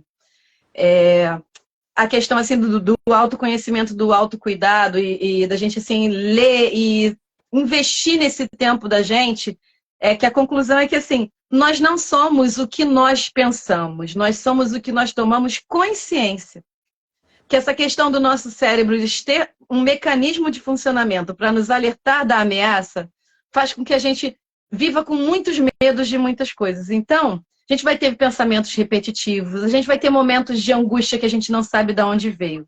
Mas quando a gente começa a dizer, tá, eu não preciso levar tão a sério o que está acontecendo aqui dentro. Não preciso entender tudo isso, porque isso é um mecanismo que todos nós, seres humanos, tivemos ao longo de toda a existência humana, toda a evolução desse cérebro, desse órgão. Então, cada coisa que a gente toma consciência se assenta num lugar assim, como se fosse uma areia, uma terra baixando e vai deixando a nossa visão mais clara, menos turva, para as possibilidades que a gente tem. A vida é repleta de possibilidades. Se uma pessoa não consegue mudar um estágio em determinado momento, ela pode buscar como ela vê isso para poder depois ela mudar. Ela não precisa ficar estagnada naquela situação. Ela pode projetar coisas. Então, cada vez que a gente vai identificando algo na gente e vai investindo em leituras, que a leitura, algo importante a se dizer também, que até tem neurocientistas, tem lives, tem vídeos no YouTube, que é assim, é a única atividade que acende uma determinada área no nosso cérebro, que desenvolve habilidades que se conectam com todas as outras. Não digo que todas as artes não façam isso em algum papel, mas a leitura, ela ativa algo completamente diferente. E quando as pessoas se permitem isso, né, que não é gastar tempo, que não é chato, há um leque de opções. Hoje em dia a gente tem uma democratização de informação, a gente acha livros em todos os meios possíveis e imaginários, não é como em outra época que não tinha. Então, se você passa a ler o que se chama de autoajuda, mas que se for relacionado ao autoconhecimento, né, sem jargões, sem frases feitas, mas assim, deixa eu me entender, deixa eu conhecer, deixa eu ver essa expansão que é o universo, deixa eu expandir a minha mente, deixa eu vibrar diferente, a gente consegue transformar. Porque quando a gente consegue isso, a gente consegue doar ao outro. Quando o Igor e todo o grupo, Tainá, né? Quando a Thay Coimbra, quando ela se debruça a fazer isso, ela está fazendo isso também de uma entrega vibracional ao outro, porque ela desenvolveu isso nela. Então, vamos tentando desenvolver, ajudando a que a pessoa vá sozinha. Aí, uma última proposta que eu gostaria de ter, e se alguém quiser fazer alguma pergunta em particular também, fica à vontade, eu queria que a gente fizesse uma tabelinha assim, tá? Nesse exercício de leitura e autoconhecimento, que nos ajuda a lidar com a nossa ansiedade, porque esse modo funcional do nosso cérebro, ele não vai deixar de existir. Ele vai ser controlado e conduzido de formas diferentes quando a gente toma consciência do que é isso. Então, assim, vamos tentar agora, um com o outro, falar livros, assim, livro tal. Por que o livro tal? Recomendar livros para as pessoas que estão agora ou que vão assistir depois, que querem investir mais tempo nessa atividade de leitura como autocuidado. Diga um livro assim que venha na sua mente. Esse livro, por que isso? Vamos lá. Tem um livro que se chama 5 lições para emancipação intelectual. Acho que é isso, eu posso ver bem direitinho, que é... Deixa eu pegar aqui. Deixa eu pegar. Ótimo quando a gente... Aqui, o nome é Mestre Ignorante, 5 lições sobre emancipação intelectual, do Jacques Rancière. Não sei se você conhece, mas o Jacques Rancière é um dos meus autores favoritos, porque quando eu estava na escola, assim, eu tinha um blog, na minha época a gente tinha blogs, e eu escrevia muito sobre crítica social, uma série de coisas, e eu não tinha um embasamento sobre nada, então eu escrevia de onde vinha na minha telha. E há um momento que eu cheguei nesse autor, que é o Jacques Rancière, eu me vi espelhado e me vi embasado sobre muitas coisas que eu pensava, sabe? Então, esse especial, o Mestre Ignorante, ele fala sobre essa relação desigual entre professor e aluno e como a gente consegue transformar ele de maneira mais igual. Então, é um livro muito legal que fala sobre essa ideia do embrutecimento do aluno, uma série de coisas, e tem tudo a ver com o que a gente está conversando agora. Mas eu cheguei nesse autor porque é um espelho que eu fazia com audiovisual. Então, a gente lida com esse livro tentando trazer para o audiovisual. Como o autor... o professor, para a gente tem essa figura do diretor, do autor do audiovisual, e como aluno é o espectador, né? Então a gente tem que trazer essa emancipação intelectual do nosso espectador, não tratar ele como uma pessoa passiva que está lá assistindo a obra que a gente fez. Assim como aluno, ele não é um ser passivo que está lá, uma esponjinha, recebendo tudo que o professor está falando, né? Então eu acho que é isso, assim, é um dos livros que foi muito importante para a minha autodescoberta, assim, que me abriu as portas também para pensar em estudar, para fazer um mestrado e até para dar aula no futuro. Foi uma coisa assim que foi muito importante para mim, tanto para entender o meu tipo de audiovisual, a linguagem que eu queria trabalhar, mas também abrir para a ideia de alteridade, né? Sim, que são várias relações familiares, profissionais, afetivas, né? Se desdobram em várias outras circunstâncias. Um que veio na minha mente agora é Biblioteca da Meia-Noite. Não sei se você já ouviu falar. A personagem cheia de potencial e cheia de frustrações, assim. Eu não devia ter feito isso. Se eu tivesse feito tal escolha, eu deveria ter cuidado melhor do meu gato, que o gato dela morreu, e isso também pesou muito para ela. E aí ela tenta suicídio e ela vai para uma biblioteca da meia-noite, que significa um espaço entre a vida e a morte, em que todos aqueles livros são versões da vida dela, se ela tivesse feito outra escolha. Se eu tivesse escolhido a carreira tal, se eu tivesse insistido no namoro com tal pessoa, se eu tivesse cuidado do meu gato de uma outra maneira. Ela se encheu de tanto de si que acabou não dando conta dessa situação e fazendo isso. E agora ela tem uma oportunidade que a literatura, né, nos permite a essa viagem a fazer isso. Ela encontra a bibliotecária que ficava na escola dela, né, simboliza, e ela explica isso para ela. Essas aqui são todas as versões. Você vai ter direito a acessar a todas as versões que você teria na sua vida. Se você gostar dessa outra versão, dessa outra escolha, você fica nessa vida, senão você retorna para cá. E tem o livro do arrependimento, que é o livro de onde vem: eu deveria ter feito mais exercício, eu deveria ter dito eu te amo para quem eu amo, de verdade. E aí, à medida que ela vai acessando essas possibilidades da vida dela, algumas transformações vão acontecendo. Eu acho interessante que eu comentei sobre esse vídeo, né? Fiz um vídeo sobre isso no canal Biblioterapia em Ação. Tem muitas pessoas que olham e não vão curtir por algum motivo. E aí, para minha surpresa, uma professora que trabalha comigo falou: Carol, eu me vi numa sala de aula com uma aluna que me mostrou umas poesias completamente dando a impressão de que ela está na intenção de cometer suicídio. Aí eu lembrei do seu vídeo, busquei o vídeo para passar esse livro para ela, para ajudar. Então, olha que interessante, a gente não tem dimensão de onde vai esse trabalho, a gente não tem dimensão da live que a gente está fazendo aqui, a quem a gente vai alcançar. Mas para a gente, o propósito está em contribuir. Aonde vai chegar, já existe algo muito maior do que a gente, do que para isso. Então, as pessoas ficarem pensando assim: ah, talvez eu não vou falar porque não vou ter acesso a ninguém.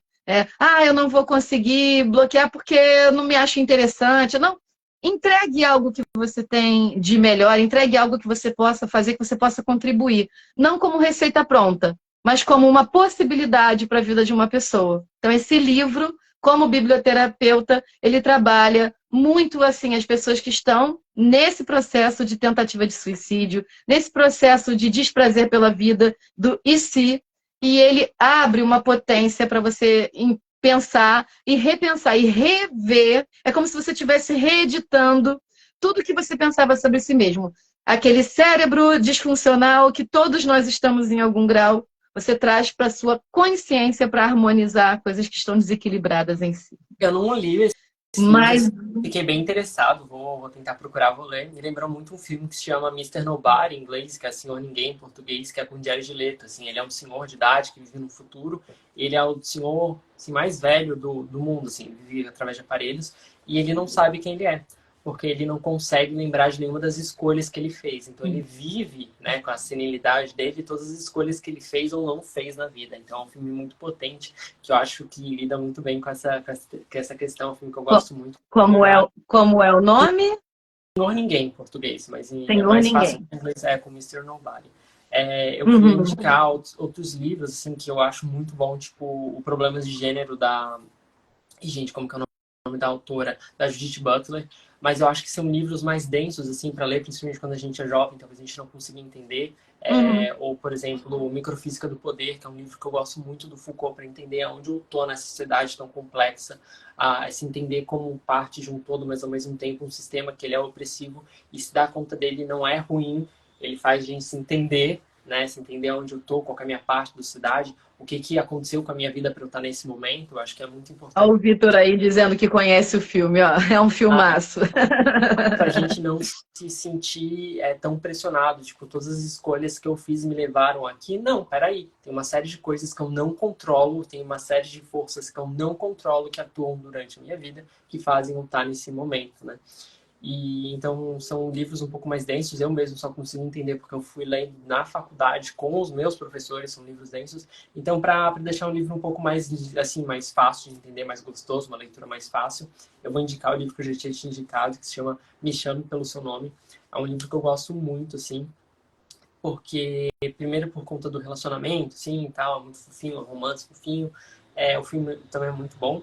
Inclusive, o filme tem uma produção de um brasileiro que trabalhou no festival de cinema que eu já trabalhei, então é muito legal ter esse, sabe, conheço alguém que conhece alguém que trabalhou, isso é muito gostoso. É bom demais, e é né? muito legal pensar que se ele concorreu ao Oscar, esse filme Me Chame Pelo Seu Nome, e se ganhasse como melhor produção, seria um brasileiro que ia subir o Oscar. Então, assim, quando eu assisti o Oscar, eu assim, torcendo de coração para que isso acontecesse.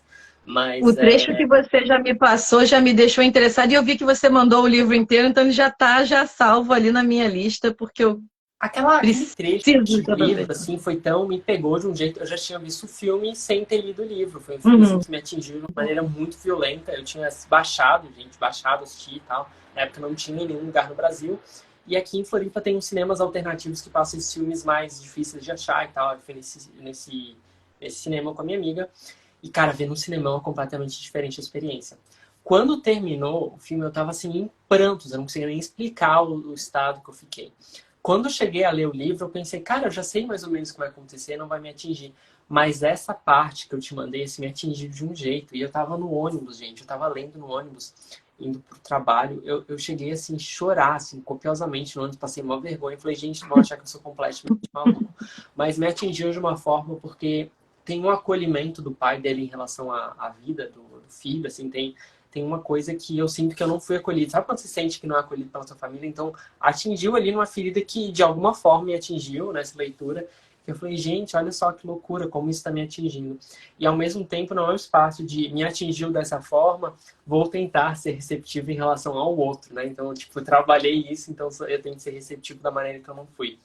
E daí, já fazendo também uma relação com tudo que a gente está falando, com a ideia do livro que você trouxe, que há muitas vezes a vida não nos coloca numa circunstância muito favorável, não é verdade? A gente não consegue escolher a família que a gente nasce, a gente não consegue saber se nossos pais vão ser acolhedores com nossos problemas, vai ser acolhedor com a nossa sexualidade, vai ser acolhedor com o que a gente escolheu viver, a nossa profissão. Então a gente não sabe se a gente vai estar numa escola que vai ser acolhedora, a gente não sabe como o mundo vai ser. Então a gente não escolhe, tem um monte de coisas que a gente não escolhe. Então o mundo vai dar pra gente um monte de ingredientes e vai da gente conseguir fazer o bolo mais gostoso possível. E é muito difícil, às vezes, fazer um bolo gostoso com os ingredientes que a gente tem. Mas esse que é o desafio da vida, assim, sabe? É isso que eu posso dizer, esse meu processo terapêutico foi descobrir isso, gente. Eu tenho um monte de ingrediente, nem todos os meus ingredientes são bonitos, nem todos os meus ingredientes são bons, mas eu tô tentando fazer o melhor bolo possível com isso que eu tenho. E eu acho que é sobre isso, sabe? Acho que a nossa conversa seria sobre isso. Acho que nem todo mundo vai passar por momentos felizes o tempo todo. E é importante a gente entender quando a gente não tá bem, e entender e conversar sobre isso. Eu acho que é uma coisa que me dói muito ver, por exemplo, uma pessoa jovem que você estava falando dessa aluna, né, que ela não estava passando por um momento muito bacana e ao mesmo tempo que provavelmente não tinha acolhimento em casa, então levou o texto por uma professora. Então, qual a importância desse professor humano, que ele consiga entender essa escutativa a ponto de auxiliar essa pessoa que não está num bom momento, né? Então, a gente precisa de mais humanidade até nessa relação de professor e aluno, voltando nesse gancho que a gente já falou diversas vezes, né? Então, é isso, assim, gente, como a gente vai acolher o outro, como a gente vai se acolher no momento de dificuldade. E é isso, gente, vamos fazer um bolo bonito com os ingredientes que a gente tem, porque a vida tá aí, a realidade tá aí, não para de jogar na nossa cara que a realidade tá aí. Ô, Verônica, também te amo, que mandou aqui uma mensagem. Eu recomendo, assim, você falou da questão da felicidade, né? A felicidade, a tristeza e esses outros sentimentos vão oscilar, né? Eu acho que o mais complicado é quando a gente se desconecta da gente mesmo. E a doutora Ana Beatriz, ela escreveu o livro Felicidade justamente para falar desse tema que virou um produto. E para quem quer também trazer esse tema de entender a sociedade atual, o que isso está fazendo e como a gente pode buscar a genuína felicidade, que a felicidade não é estar sorrindo e assim, rindo o tempo todo e alegre. É muito mais profundo do que isso e muito mais simples, entre aspas, você conseguir identificar a essência disso, sem vincular isso à necessidade do outro te preencher, à necessidade daquilo funcionar, e sim de você buscar os seus dons e os seus talentos. Ela traz conhecimentos, eu estava até conversando na biblioterapia de hoje, de física quântica, que é um estudo que eu estou avançando mais sobre isso, que eu estou achando incrível, sobre frequência, sobre vibração, e ela facilita esse conteúdo, né, para que as pessoas, para dar aquele pontapé das pessoas, espera aí, isso aqui está fazendo muito sentido, e buscar mais, porque existe um universo de conhecimento capaz de nos transformar num nível, né, de um empoderamento assim incrível. E o último que eu gostaria de compartilhar aqui se chama Pessoas com Alta Sensibilidade. Não sei se você já ouviu falar. Eu fui descobrir que eu tenho esse traço por agora, diante de tantas sensações. Mas eu cheguei à conclusão que, de um certo grau ou outro, Todos nós estamos num nível de alta sensibilidade por conta do excesso de estímulo, por causa dessa frequência acelerada, que a gente vê o tempo passando mais rápido, a sensação de mais rápido, a sensação de agitação. É só assim, deixa eu falar rápido porque eu estou na correria. Quando, na verdade, às vezes a pessoa está calma olhando para outra, é uma pressa. Então, esse livro ele identifica o quanto que a gente está sendo desgastado, de um certo modo, da questão da sociedade, e como a gente faz para se reenergizar, para a gente entender. É como se a gente tivesse. Ela fala assim: você tem que entender o seu corpo como um bebê. Eu preciso descansar. Se eu tiver num momento muito de estímulo que esteja beirando a quase um pânico. Aí ela coloca um exercício. O que que é abrigo? Aí ela vai e coloca para você assim, quando você estiver passando no momento, você vai se... Aonde que são os seus abrigos? É a sua infância? É o seu amigo? É você mesmo? É um espaço, é a sua casa? Se veja nesse lugar e fale, tá tudo bem estar assim. Olha como ela está nessa situação agora. Mas vai ficar tudo bem. É como se a pessoa se deslocasse e se acolhesse ali, como se estivesse sendo uma transformação, um alter ego. Então, ela traz elementos, e eu já levei esses textos também para a biblioterapia, onde é que é o seu refúgio? Para onde que você vai mentalmente? Você não precisa ir fisicamente, mas para onde você vai para você se sentir acolhido quando, às vezes, você está passando por um furacão à sua volta. Tudo, no final das contas, está ocorrendo aqui dentro. É aqui. O que vem dali, o que vai depender é de como está aqui, né? E aprender sobre isso nos dá como é que se diz? Uma instrumentalização maior para lidar com essa sociedade pós-moderna que não está nada fácil, absolutamente nada fácil. Ó, Aqui a Milena. Mili falou isso, que a Lucineide leu esses textos do abrigo. Então, eu ia comentar uma coisa que eu acho que é o seguinte, quando a minha geração, então, né, sou bem mais velho do que os seus alunos, mas você ainda está numa geração além da minha. Mas eu acho que, por exemplo, a geração da minha mãe, não, mas olha só, ela era cobrada para que os pais, que ela escolhesse uma profissão que desse sucesso financeiro. E é possível. Você consegue, assim, dependendo, lógico, de que lugar você está na sociedade, isso influencia muito, não é só simplesmente nosso esforço pessoal, como a gente ouve até em muitos livros de autoajuda. Mas é possível, assim, tem gente que consegue alcançar, a gente consegue ver, a gente consegue alcançar um mérito financeiro em relação ao trabalho que ela tem. Mas eu acho que a minha mãe já tinha esse discurso e eu acredito que ela vai ficando cada vez mais forte para gerações mais novas, que é o seguinte: não importa a profissão que você escolhe, eu quero que você seja feliz. Não importa a sua sexualidade, eu quero que você seja feliz. E eu acho que é de uma tamanha crueldade. Assim, eu sei que parece muito acolhedor você falar, eu quero que você seja feliz, a única responsabilidade que você tem é ser feliz. Porque é inalcançável. A gente não vai ter uma felicidade plena. Enquanto é alcançável, é possível eu ter bens materiais o suficiente, eu não consigo ter uma felicidade plena independente de tudo que eu faça, porque a vida não é só felicidade. Inclusive, se fosse, não teria valor nenhum, né? Tem que ter essa montanha-russa que a gente vive para entender o que é bom, o que é feliz, tem que ter dinheiro de chuva para entender o que é sol, e todo esse clichê que a gente conhece. Mas eu acho, assim, que é isso, assim, a gente ouve muito, assim, você só tem que ser feliz. E, gente, é muito cruel, porque é um patamar inalcançável. É um lugar onde eu nunca vou alcançar. Então, sim, eu vou tentar ser feliz, eu vou tentar ser positivo, vou tentar levar a leveza comigo, vou tentar me entender, mas entender que eu vou ficar momentos tristes e tá tudo certo. Eu tenho que entender esses momentos, eu tenho que me acolher nesses momentos, eu tenho que viver a minha tristeza, eu tenho que entender o quão essa tristeza eu consigo suportar, qual é o momento de pedir ajuda, faz tudo parte desse autoconhecimento que a gente tem que trabalhar. E esse livro ali que eu indiquei, Me Chame Pelo Seu Nome, eu acho que ele fala muito sobre isso, sabe? Tipo, cara, você tá triste, você viveu uma desilusão amorosa, entende, sofre, para esse teu momento para sofrer tua desilusão amorosa, não tenta se cortar, se podar para se recuperar mais rápido, né? Não, porque a partir do momento que você vai se podando para se recuperar mais rápido das tuas dores, chega um momento que você não tem mais nada para oferecer. E eu vejo muito isso, assim, a gente vai, não só relacionamento amoroso, mas a gente vai sofrendo dores durante a nossa vida, que a gente chega muitas vezes com uma certa idade, que a gente não tem mais nada para oferecer ao outro, a gente não consegue mais nem escutar o outro, assim, sabe? A ponto de a gente virar num universo tão umbiguista que só importa eu, que eu luto politicamente, eu faço protesto pelo direito de individualidade absoluto, sabe? Que é uma coisa muito triste, assim, de negar a existência do outro a pontos absurdos, assim, né? E então, para mim é muito doloroso ver a vida dessa forma. Então, eu acho que a gente tem que estar aberto para esse acolhimento do outro, esse acolhimento da gente, entender que a gente tem momentos de dores, está tudo certo, se acolher nesse momento também. A gente já está se encaminhando para o fim, né? Já vai ser quase 9 horas, acredito que você também já tem outras coisas a fazer. Mas eu queria ler o meu Eu Gosto que eu estou escrevendo agora. Posso compartilhar com Ah, vocês? que ótimo! Com certeza, com Eu, certeza. eu acho que, por incrível que pareça, ele tem muito a ver com coisas que a gente leu agora. Então, é muito engraçado essas coincidências da vida, né? É muito bom ver essas coincidências. Mas é assim, ó. Eu gosto da minha cama toda bagunçada, me convidando para deitar e relaxar toda vez que eu vejo. Ou seja, meu espaço, né? Meu espaço de acolhimento.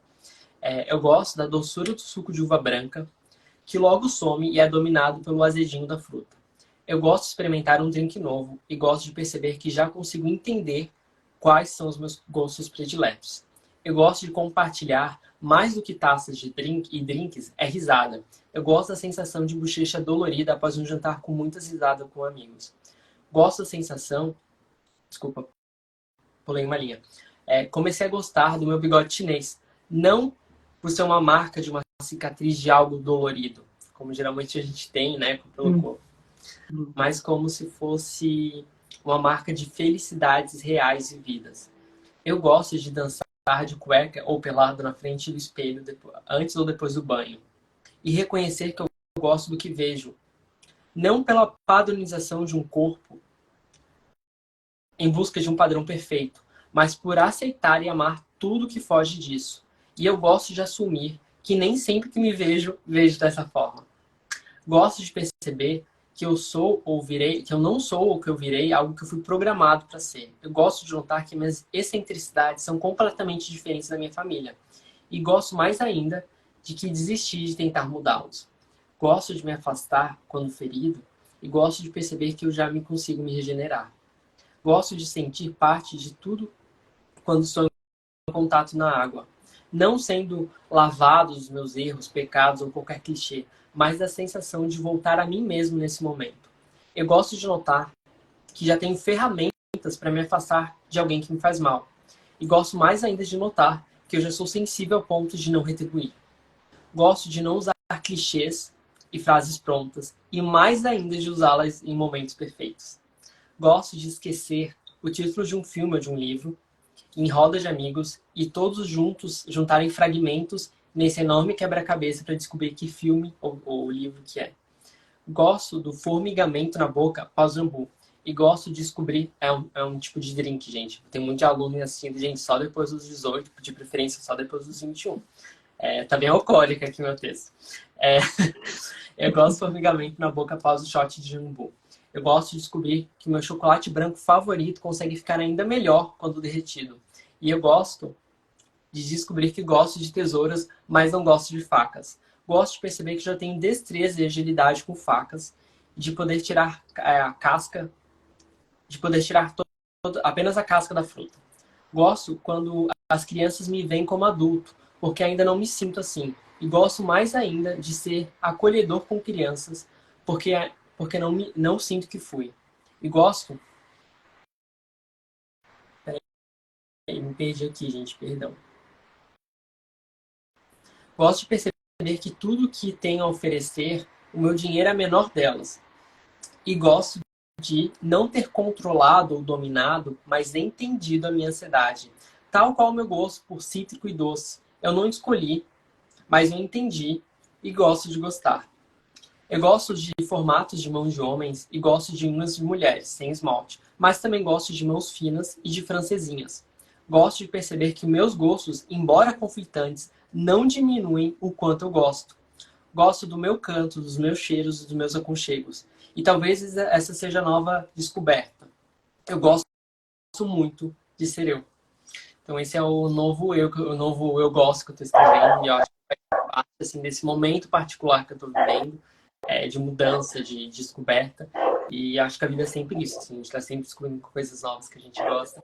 E a ideia é que seja um complemento ao livro mesmo que eu fiz. E é isso, gente. Muito obrigado para quem assistiu. Muito obrigado para Caroline, que me acolheu nesse momento de escuta e troca, né? Conversa, que eu acho gostoso também. Você agora fez com que a gente viajasse por dentro de você, essa experiência, assim, acho que se fizessem um mapeamento e mostrasse o que isso traz para dentro da gente, eu nem imagino o quanto de luzes acendem, né, nas nossas emoções, o quanto que isso nos conecta cada vez mais. Não vou encontrar palavras para descrever o brilhantismo desse texto. Eu não vou me atrever a tentar acrescentar assim nada, só dizer assim que agradecer por você ter permitido a gente fazer essa viagem e conhecer uma pessoa tão rica, tão importante, de uma alma tão bonita quanto você é. Que você tenha assim, muita luz no seu caminho, continue iluminando muitas pessoas com o trabalho que você faz. E é só agradecer mesmo por toda essa troca e pelo universo ter feito com que um chegasse na vida do outro. Obrigado. Agradecer muito a De verdade, todos que estão muito as assistindo também, né? palavras. Agradeço muito as palavras, dizer que eu sinto assim da mesma forma, assim, teu trabalho é muito bonito e eu acho que ele acolhe pessoas que no momento eles precisam de mais acolhimento, que esse processo assim de descoberta, de sair dessa fase de criança e ser adolescente. Então eu queria dizer que eu também acho que eu assim admiro muito o trabalho que você faz. Vou conhecer tuas escritas, vou conhecer o trabalho de biblioterapia de uma forma de eu ter se achado também, assim, acho que eu fico muito feliz por isso também. Que seja muitas coisas que ainda vão vir juntos que o universo vai nos proporcionar. Só agradecer a todos que assistiram, todos que vão assistir depois, que fique de alguma forma uma contribuição, né? Um abraço em forma de diálogos, uma troca, que as pessoas façam cada vez mais isso, em lives, em casa, em bater papo com os amigos e resgatar essa convivência e essa conexão. Como a minha semana foi mais rica de ter conversado com você anteontem e hoje também, e agora nesse bate-papo aqui também, compartilhando com outras pessoas. Eu vou precisar de ajuda de como que eu salvo essa live para poder não perder ela, você sabe? Eu que aqui confesso tem que eu um não sei, xizinho. mas a gente Vamos vai ver descobrindo se junto. alguém ajuda aí que tá aí na live, se pode socorrer a gente. Porque assim, tem um xizinho, embaixo tem uma câmera com um sinalzinho de mais. E eu não gostaria mesmo de perder essa conversa que a gente teve.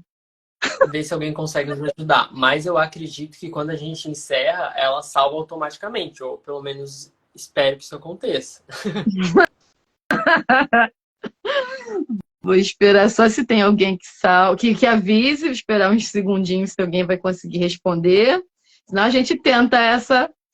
Eu fiz há muito tempo, foi num aniversário na pandemia, foi muito interessante que eu pedi que as pessoas me presenteassem com textos e participações. Aí teve cantora que veio para poder participar, foi repleto assim de contribuições de arte assim na pandemia.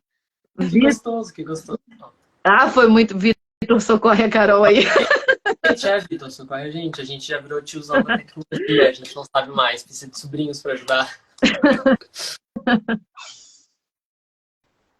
Mas eu acho que deve ter essa possibilidade. Se eu não estou enganada, quando a gente encerra, tem a opção de salvar no ICG. Depois de encerrar, pergunta se você quer salvar. Então tá bom. Então, fechou então. Pronto. Muito obrigado, Carol. Fiquei muito contente. Eu agradeço. Valeu todo mundo assistiu. Muito obrigada a todos. Tchau, tchau. Tchau. Boa noite. Boa noite.